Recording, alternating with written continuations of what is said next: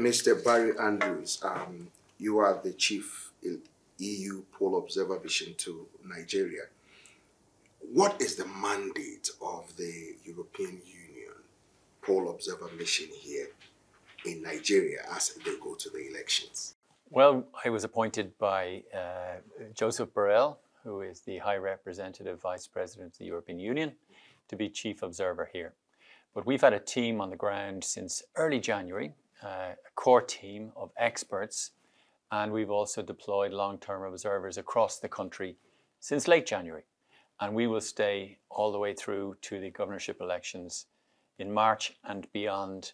So what we will do is we'll do a preliminary statement 2 days after the election and a press conference, and we will give our opinion about the impartiality, the credibility, the transparency of this election. And at the invitation of the Electoral Commission here in Nigeria. So this is the 7th time we've done this in a row since 1999. We've developed an excellent partnership with the Electoral Commission here. And we are delighted to be able to not just to contribute to Nigerian democracy, but democracy in West Africa and across the world, because we have to fight for rule of law, for democracy, for non-interference in democratic processes across the world. So it's a critical part of the EU-Nigeria relationship. So far, what has been the expectations of the poll observer mission since your presence here, both the long-term, the immediate term, those who are monitoring the election so far, monitoring the process so far? What are the expectations? Well, we've a tried and tested methodology, which we've applied not just in the previous elections here in Nigeria, but across the world. We don't make any conclusions until the preliminary statement, which comes out 2 days after the election on February the 27th. So in the meantime, we are gathering evidence, we are gathering data, we are cross-checking that evidence and data, which will feed into the preliminary statement just after the election. We'll also cross-check with other election observation missions from the African Union, from ECOWAS, from the United States, from the United Kingdom, the Commonwealth. So there are a network of election observation missions here, and we'll make sure that we work together so that we can share the insights. This is a big country. There's more than 175,000 polling units.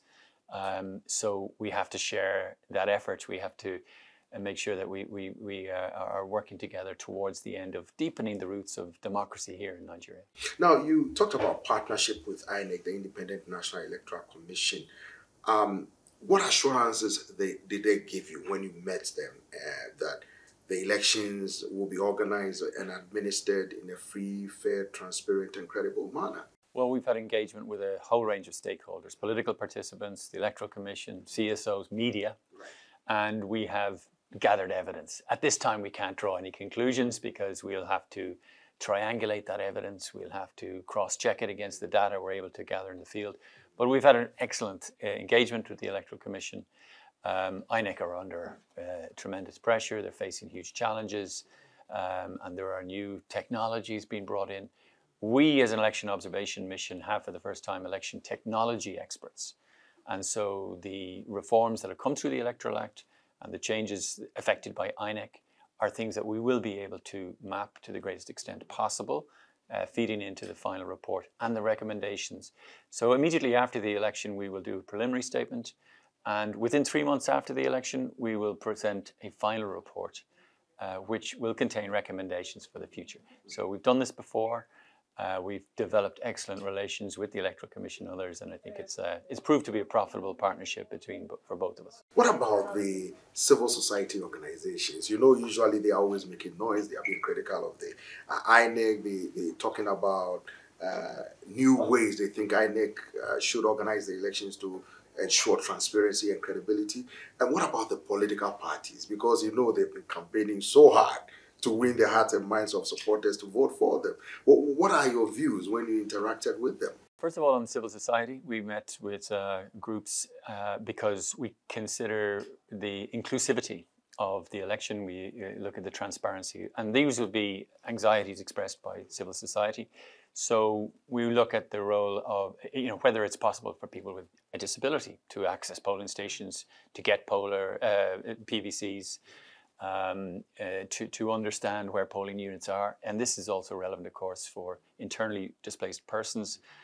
So their representatives have given us evidence which we can then add into the kind of assessments that we're making. As regards the political parties, again, they've been extremely open to requests for meetings. Since I was here with the launch of the mission in late January, I've had the opportunity to meet some of the top presidential candidates, but also we've met other officials, other ministers. We've met with the Court of Appeal. So we've had absolutely fantastic access. And if access to political participants was a good measure of the transparency and credibility of an election, that would be great, but we have so much more to do. So, and they're under huge pressure, of course, themselves. This has been an extremely long campaign when you add in the primaries before the official launch of the campaign. So for them to provide us with access to meetings like that has just been tremendous. And we hope that it'll allow us to have as full an assessment of this election immediately afterwards in the preliminary statement and then ultimately in the final report within 3 months after the election. You mentioned cooperating with other poll observer missions, including ECOWAS, the AU, and other international poll observer groups. How are you working to ensure all the observer groups cover the entire part of the country? Because, as you noted, it's a big country. This is Africa's biggest democracy, and it's an enormous undertaking to roll out the technology in each of the polling units across the country, to gather the votes in on the new IREV mechanism. So we're very conscious of this scale, but we always remind people that we don't have to be in every polling unit. We have been here since early January, and we've been in previous elections. So we're able to make judgments on whether the technology works or not without having somebody in every polling unit. We're able to judge things around the judiciary and access to justice for those who have complaints about the electoral mechanism without covering every polling unit. So there are some conclusions that we can draw based on generalities, based on being in Abuja, being in Lagos and in the major cities. And then, of course, as I mentioned, there are many other monitoring missions here. So we try not to trip over each other. We try to make sure that we are, we help each other, and it's mutually reinforcing what we're doing. So there is some, quite a good level of coordination going on between the missions. We think that will lead to much better, more coherent recommendations ultimately, which will have the effect of hopefully improving it in Nigerian democracy. But and again, the level of cooperation has been fantastic. ECOWAS, of course, have great knowledge and history here. African Union equally, and some extremely high-level delegations are in Nigeria this week for the election. The Commonwealth Foundation have an excellent. They've been here for each of the 7 elections since 1999. So this is a network and an ecosystem that works extremely well and makes, I think, a very serious contribution. What about the access to the judiciary and how, to address any dispute of the election? Because it's part of the process when, one party feels that, okay, things are not right, then it will take it to the court would have to adjudicate. You've held meetings with them.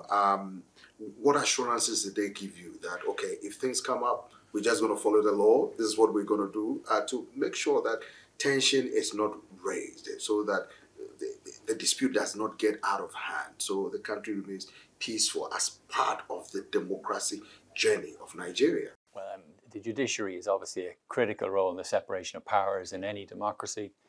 And in any democracy, when an election takes place, resort is had to the law. It's not just in Nigeria, it's not just in Africa. You'll find it in Europe, we've seen it in the United States more than once. So it's an important part of the overall democratic process, and the judiciary here play that role as well. So I think access to justice is a fundamental part of a democracy. The alternative to access to justice is to take to the streets.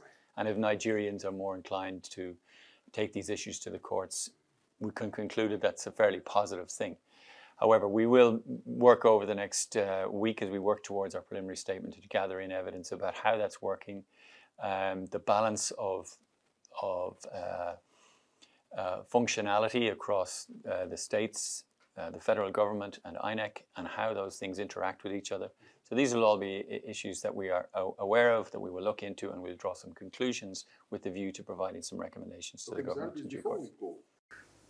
What is your message, or what is the European Union Poll Observer Mission's message to prospective voters and to the Nigerian population who will be going out to vote? And of course, the population will be watching and listening and paying attention to who will become the next president or who will become the next leaders of the country.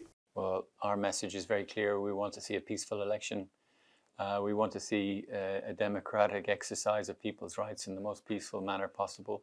We want to see the trajectory of Nigerian democracy continuing on an upward direction. And we're very proud to have a role to play in that process.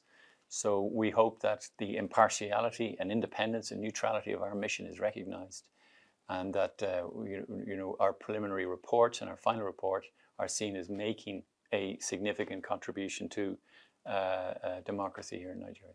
Thank you very much. My pleasure, Peter.